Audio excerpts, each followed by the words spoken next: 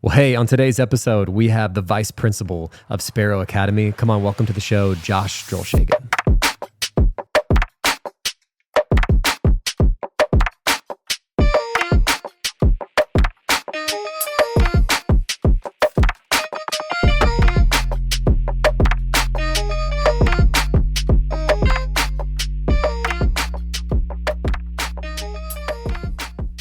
Awesome. Here we are. Well, Josh, thank you so much for coming on the show, dude. Absolutely. I appreciate it, man. It's been cool. We've been friends for like quite a while, and yeah, it's been cool to know you and your family for quite a while, and then have you on the show. I appreciate it. Yeah, man. Love it. Yeah. Well, dude, I want to talk today about Sparrow Academy. Obviously, remind me your role there. Vice principal. Vice principal. Okay. And so you've been there for a little while. Yeah. Tell me a little bit, for somebody just hopping in on this, like tell me a little bit about what Sparrow Academy is and kind of what you guys special in as a school. Yeah, absolutely. So we are a private school that focuses specifically on students that have been through difficult things in their lives. Mm-hmm. Maybe they're currently going through something difficult. We also work with students with special needs. So they may have diagnoses like Down syndrome or fetal alcohol syndrome or autism, whatever the case may be. And then we also work with a lot of students who have some pretty severe social anxieties.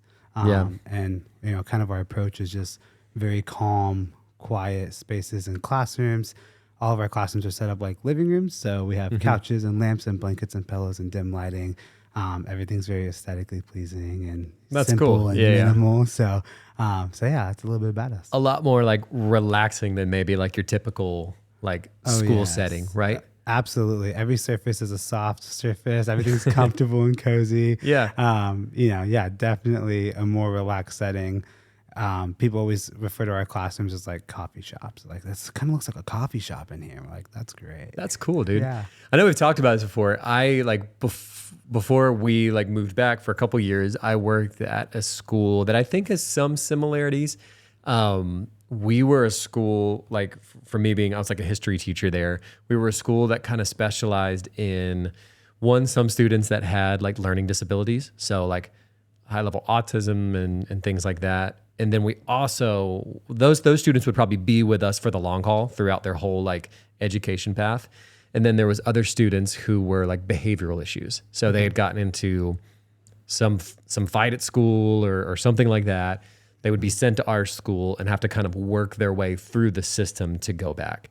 So it was a unique blend for that, like students who genuinely are just having a little bit of a difficulty learning versus like someone who could potentially be like a little bit of a disruption in the classroom. And how do we kind of help?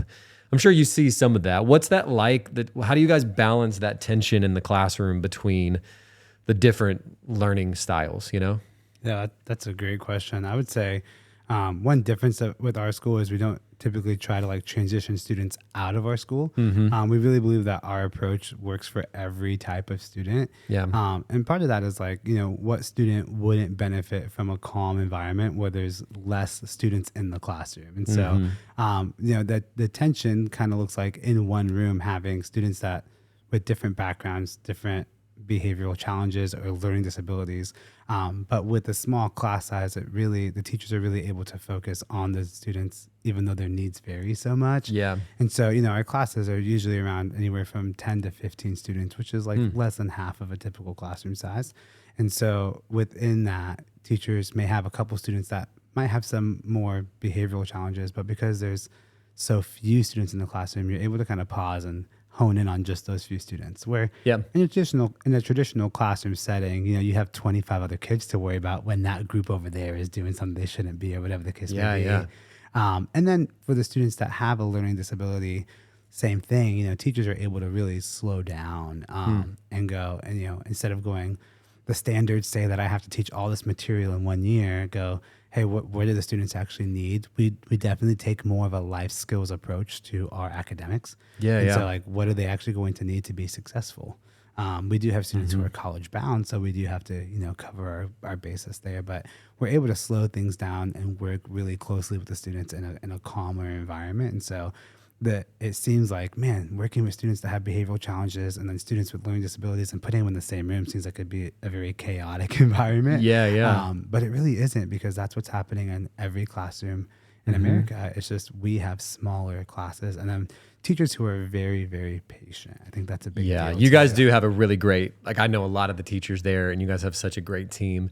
It is like, I love even what you said there, like the approach of, hey, there's obviously like in most classrooms, and I get there's probably like the standard there too of like, hey, we have to get through all this material. So it's less of like, hey, what do my students need? And more of like, hey, I just need to get all this out and you just need to hear it, whether you retain it or not. But being able to not be bound by those standards and just say, hey, that was similar to our school. Like it was, it was very much like life skills was a huge piece that we had. Like, how can I help teach these kids like what is going to really benefit them? We had to be honest, we probably had a little bit less students that may have been college bound, but how do we help equip them? Like we did have a program that kind of helped equip them for like maybe a trade school or things like that. So it's unique. Do you guys have 2 teachers per classroom or is it 1? It's 1 teacher per classroom unless it's one of our special needs classes. And so in our special needs classes, the younger classes have 3 teachers, but only 10 students. And the older classes have 2 teachers, but 10 students. Got it. So Okay. really great ratios as far as, teacher to student ratio goes. That's cool, man. Yeah. I noticed with our school that there were a lot of times where having like some of the students that had like, we had this one kid, I don't say his name for protection or whatever, but like he was awesome, like high level autism, like definitely difficult. So like difficult just for his learning style. Like it definitely took him a lot longer, but he was like 7 foot tall. Like he's just this massive kid. And he would definitely have time sometimes struggling to open up. And I found it actually gave our students that had behavioral issues like an opportunity for empathy and for like to see kind of the brighter side of them, I guess, so to speak, to really try to lean in and help this particular student where in their other school, when there's, 50 kids in the classroom, they could probably care less, or there's that peer pressure to like make fun of the kid. I think we saw a lot of like behavioral shifts in that. Is that kind of the case maybe for you guys too? Do you see that? Absolutely. I mean, we're able, with there not being so much pressure on the academics and the timeline of that, when we notice those tensions in a classroom, the student that may be on the spectrum or may have some severe social anxieties does something that makes people feel uncomfortable. Yeah. In most classroom settings, you kind of brush that off and like, okay, we're working on math right now, and in our school, we hit pause and we go, hey, okay, let's sit down and talk about that. Yeah. Like, hey, yeah, Johnny said that and that made us feel uncomfortable. Johnny, why did you say that, man? What's going on? Okay, class, how did that make you feel when Johnny said that? And give everybody a chance to speak and be like, oh, we learned a little bit of Johnny and his heart and his mind and why he said what he said. And now we can have compassion for it. And Johnny also gets to learn and hear, hey, when I say and do things like that, it makes people feel a certain way, Yeah, it's such a great skill to have. Like, don't just brush something off. No, like, stop everything and let's actually figure it out. And our students, especially for our new students coming in, when they see something like that, typically the first time we have a conversation like that, they're just very quiet and just watching everybody, but they're mesmerized. Like, wait, we can actually like talk about how things made us feel and like talk about our feelings right now. Yeah. So it's really cool. Dude, that's a huge thing that I feel like, I don't think that's new. I feel like talking, like being able to have somebody that you can feel confident to talk about your feelings with. I've told this story before, and it's crazy for me. Like the first time that I ever felt like I had a friend who genuinely wanted to know how I was doing was not until college. Yeah. Like I remember that moment because it just felt different. I was like, oh, you really want to know what's like going on with me? And to introduce that to kids who probably might not have that at home. Absolutely. Like they might not necessarily have a parent or guardian figure that like actually genuinely cares about them. I'm sure you guys see that, right? Absolutely. It's a big part of the approach too. One thing that we talk about a lot in our staff training is giving a child a voice. A lot of students aren't given a voice at home just because of the fact that maybe they do have behavioral challenges or maybe they're not respected or no one's slowing down to really hear them. And so we give a lot of opportunities for students to have a voice and to find their voice. And then we coach them, and maybe having a voice is great, but the way that you speak matters a lot too, Yeah, so for sure. Sometimes that can backfire, but there's still room for that. Yeah. You mentioned that like you guys do see a lot of like students with anxiety, social anxiety and things like that. Do you feel like, I don't know, it feels like that maybe maybe it just wasn't as highlighted like 10, 15 years ago. But do you feel like, is there an increase? Like since you've been there, have you noticed like more students coming to you guys with like a social anxiety or things like that? Absolutely. I would say that, I don't think that the number of people with anxiety is increasing. I think there's just more awareness and acceptance that anxiety is a real thing. Yeah, yeah. And so you have parents now who are raising children who aren't going, oh, get over it, you'll be fine, just push through. They're going, that's a good thing. Hey, that might be anxiety, And so Yeah. parents are more aware now, and I do appreciate that. And I also think, too, our schools, when it comes to traditional schools, are becoming more overwhelming. The classes are getting larger and the teachers aren't sticking around as long and the state expectations are getting higher. And so it is an anxious environment, even for people who are maybe more likely to be extroverted and love the chaos and love the noise. It can still be overwhelming when it comes to the expectation and even down to some of the potential dangers that come from being in a large school. Yeah. Well, so many factors there too. Like, dude, I remember we've had friends who worked at like a different school and like, had that more like, cause you guys are more of a private school experience. Yeah. So like from public schools, and it's not knocking any public school, but I think there is the issues where it comes into like the typical pay that you get, like for a teacher gets from like a public school is probably a lot lower than what maybe most can live on, especially if you have a family. Absolutely. So it becomes a really tough career to pursue. And then like, dude, when I was in high school, like if they ever saw a phone, they took it away from us, like there was no phones in school whatsoever. And now it's like, okay, we can't take their phones from them. They are allowed to have it. We can't tell them to stop. It's like, there's so many weird restrictions today that just make like it feels like they don't like set a student up for success to actually learn well or to spend their time at school wisely, Absolutely. The teacher doesn't really have a lot of authority in an environment where you really need somebody to have authority. And so that can be challenging. And I remember teaching at more of a tough school in our community and feeling very limited on what I could say and what I can do. And I am not an authoritative person in general. I like to say that I'm a compassionate person. I like to build relationships with my students. But it was still really hard to implement high expectations. And sometimes, especially when we talk about students with behavioral challenge, when you think of high expectations, some people can think of like this drill sergeant personality. But the high expectations that I'm talking about are more the ones that go, I love you too much to let you. I love you too much to let you keep making these decisions. So I'm going to stop you here because I love you so much. Opposed to don't talk to me that way or, dude. You talk to your mother with that mouth. It's like, it's not that type of thing as much as just a compassion for who they're becoming. 100%. I genuinely believe that doesn't work. Like it doesn't work well. The authoritarian who's just like, listen to me because I say so. Oh, absolutely. Dude, our school was obviously having the students that come from like behavioral issues and tough backgrounds. More often than not, unfortunately, we had situations where we would have to, like a student was either trying to fight one of us or fight another student or to run, which is crazy. We were in the middle of the woods, like outside of Harrisburg.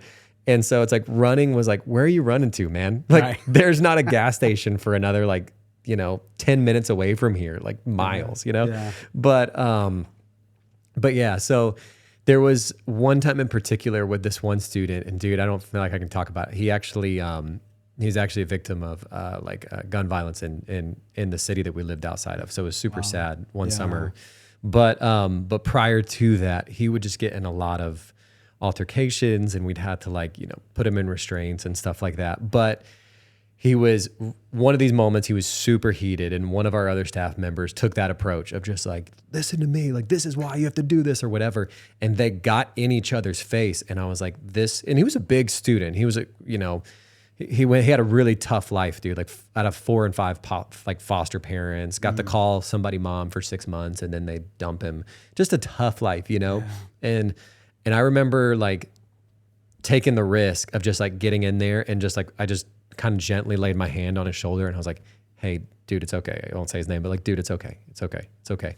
And just took that approach. And I was like, he's either going to pop me in the mouth right now or he's going to appreciate this. And it was the latter. He actually appreciated it. And yeah, there's Sorry, it's a long story just to say that, yeah, I don't think the authoritarian kind of like barking at you is actually getting through to even your toughest kid, you know? Everybody at the end of the day like responds to loving and care, you know? Absolutely. And they've probably had enough people yelling at them. Yeah, And clearly it hasn't changed anything for them. Right. Yeah. I don't need that at school too. Yeah. It's like, let's try something different. And 9 times out of 10 with our students who have behavioral challenges, people at home are trying the rougher and tougher approach. And there is tough love. Again, that I love you too much to let you behave this way. I care about you too much to let you behave this way. But for the most part, it's going to be a gentle tone. It's going to be a very soft conversation. We talk a lot about regulation at our school and the steps to regulating a child. And in a moment where a child is heated, that's never, even if the child doesn't have severe behavioral issues, I think of even my own personal children. When their emotions are heightened, that is not the time where I go, if you do this, then I'm gonna, or I'm gonna take this away from you. And so I think that's the mistake that some teachers and parents can make as well. Let's get them regulated to where they can actually hear the words I'm saying and then go, hey man, how did that work out for you? Hey, we didn't have to act that way to get what you were looking for. There's a better way, you know. That's 100%. What compassion looks like there. Yeah, it's definitely tough, dude. It definitely takes someone with that patience. And that kind of comes back to like the unfortunate part I feel like about a lot of our public schools possibly right now is one, they're not able, someone who is like, this is the dream of their career is to be a teacher and to be someone who makes a difference. They can't afford to do it because they like to take care of their family. So it's not a viable career for them unless they can like find a great private school like you guys or a place that will pay more. And the people that do maybe take these roles don't want to do it for long. It's just like, hey, I just got to do this to make a little bit of money. I'm already looking for something that pays more, which gives you a person who more than likely like is just a little apathetic. Like, hey, okay, whatever you guys do this, I'm going to try to teach this. I don't care what you do, you know? Absolutely. And the teacher turnaround is so high in the public schools, at least in the state of Florida, that teachers know, the teachers who aren't great know that there's not a lot of pressure to be better. They're going to have a hard time as long as I'm here. Me. I show up. And so they're going to have a hard time replacing me. And so I'm going to just be apathetic. They can't fire me. I'm here. Fire me. Who else is going to come into this class right now, you know? Yeah. So that can be tough. And I would say too, like a lot of teachers that I know who are really great, who love what they did, 9 out of 10 of them had to supplement their income somehow. For my first probably 6 years in education, I waited tables at least 4 nights a week after I got off work, you know? And so that was a challenge, but to me, it was like, it was worth it because I really, really love what I did. But you're absolutely right that to be a great teacher, you have to be willing to do something else financially, especially with the way things are right now. So yeah, it's tough, dude. I don't know the answer to it, but I do love what you guys are doing in schools like that. Like, I think it's cool to see over the past like handful of years, kind of post-COVID, more people, especially our state makes it a little bit easier, right? Like there's financial help too, if you want to put your student in something private or homeschool. And dude, I kind of love that for both, like a smaller environment or even just like empowering people to feel like they can homeschool and do it effectively. Like, I think we've just gotten a lot better. Like back in my day, that sounded so old of me. Back when I was like a student, it was like the homeschool kids were kind of awkward or weird or whatever. But now, dude, the homeschool kids, I'm like, man, this kid's like ready for college and he's 13, you know? Absolutely. Yeah. Absolutely. They're the coolest kids out there. 100%, dude. And I'm sure even for kids in your guys' like program, there's, even without having to focus on like, okay, this is what we got to get through, you actually have more time because you're able to focus on what matters for them, you know? Absolutely. You guys have seen some pretty good growth, right? Over the past couple of years? Yeah. When I started at the school about 2.5 years ago, we were around 60 students and right now we're at 135. So we've more than doubled, which has been amazing. We got some new leadership as far as our principal goes, and just did a much better job at going, here's what we're going to allow as far as our culture goes. We even raised the expectation for our staff. Like apathetic staff don't tend to do well at our school because we have a lot of people who are super passionate about our students. And so you really have to love what you do to work at our school. And so that made a difference. And we haven't done really any marketing. It's just been word of mouth and parents going, man, my child has not done well at school ever, and they've been at Sparrow for 3 months, and it's been the most beautiful thing ever. And then That's so we get a awesome, lot man. of family and friends and cousins and relatives of people. So Yeah. What do you cool. think are some of the main things you guys have done? Like, because that makes a huge difference. If your staff is like bought in and they're excited about coming to work, like for any kind of organization, it helps you thrive. But especially what's cool to see is that it's helping students learn better. You know, like Yeah. what are some things that you guys feel like you implemented to help staff culture? That's a great question. I would say, one of the things that stuck out to me the most that we do with our staff is we give our staff a voice to speak into how we lead the school and how the school is running. They're the ones that are working hand in hand with our students. So when our staff comes up with an idea or says that idea is not working, that we take that not just into consideration, but we change exactly what they're asking us to change. They know best when it comes to our students. Yeah. Even for me as an administrator, I'm not in the classroom. So when a staff member says, this is what's happening, I believe it and I make a difference for them for that reason. I would say the other thing too is we just really, really, really value our staff and we prove it. And so sometimes that looks like a staff member going, hey, I like my job, but man, if I could do this one role at the school, and we go, let's make it happen. That's Like, cool. I value if God has given you that heart or that conviction or that calling for that type of job, I'm going to create that job for you to keep you working and finding fulfillment. We talk a lot to our staff about finding fulfillment and going, what is the most fulfilling part of your job? How do we make that 100% of your job? And what does That's that look like? empowering. Yeah. And we don't spend a lot of time on things like in a traditional school setting where they're going, you have to do all these lesson plans and all of this other, this many grades a week. And, we have some of those expectations, of course, but it's close to half of what you would get at another traditional school. So focusing in on what matters and then valuing families. We're one of the only schools that I know of in Florida that gives a 2-week paid paternity leave, 4-week paid maternity leave. We do a lot of things like that. Also, most schools don't do that, right? They don't. No, you might get like FMLA, which basically says you won't lose your job if you go stay with your child for a few weeks. But you're not getting paid for it. No pay. Yeah.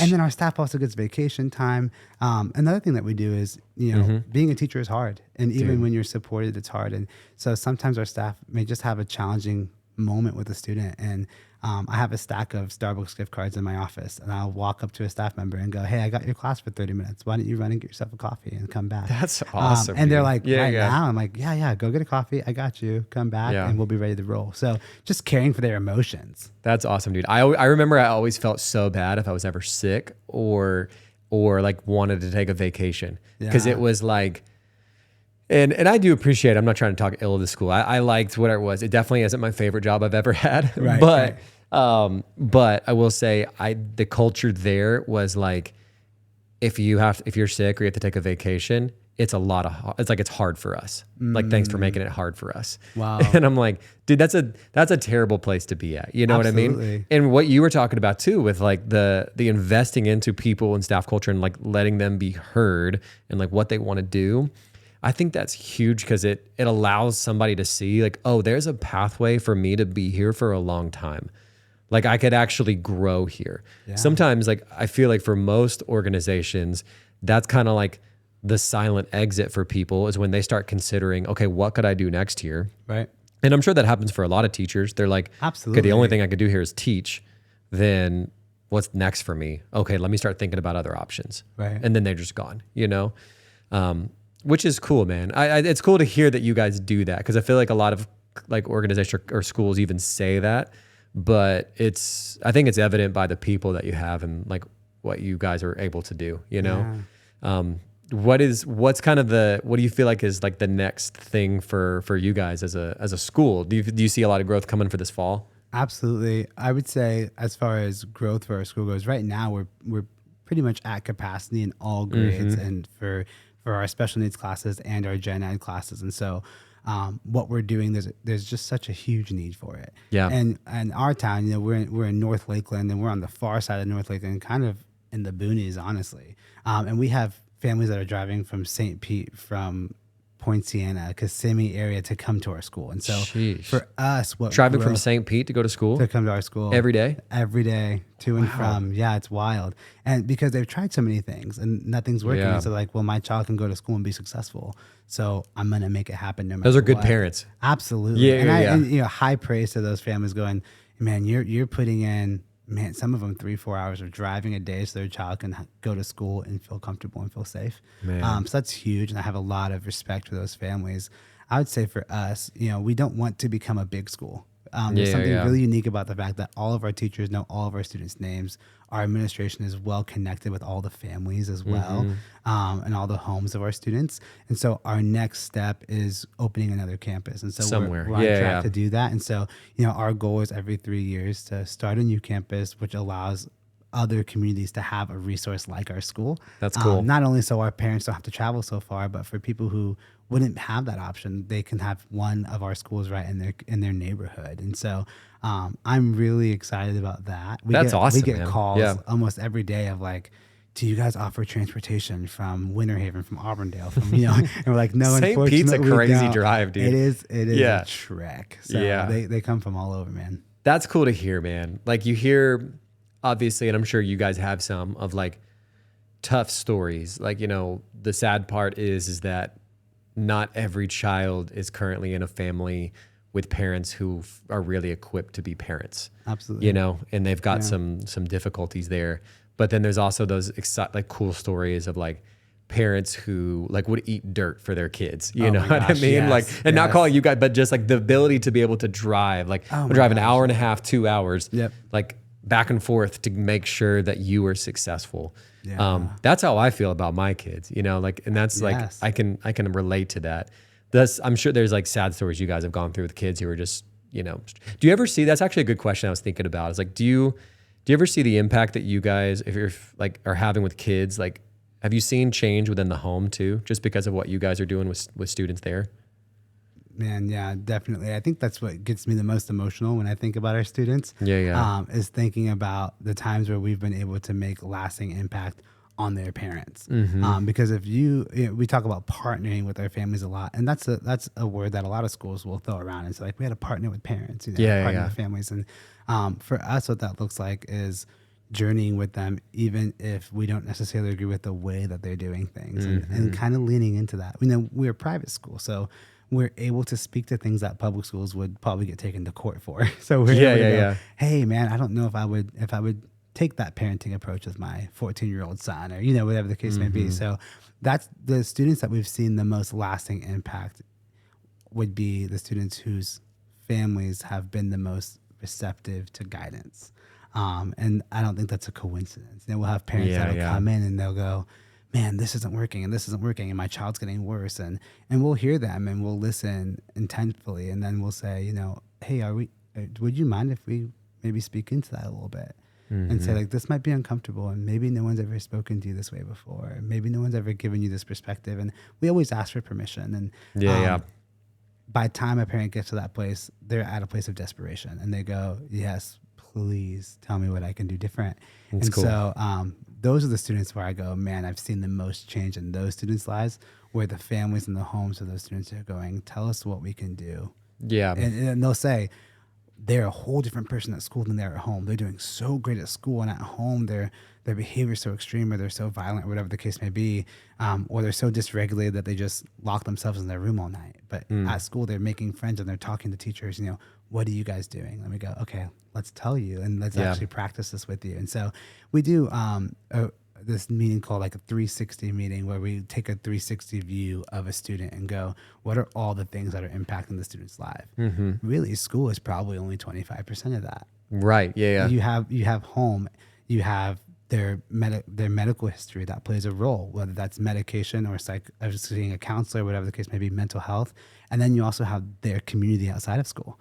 And so we talk about that and go, what can you do to build up your child's community outside of school? We talk about the local church and youth groups and community sports and things like that. And so we actually tell parents, like, we create a plan and go, this is what we're going to do for your child. This is what you're going to do. And then we actually bring the child in and go, okay, what are you going to do?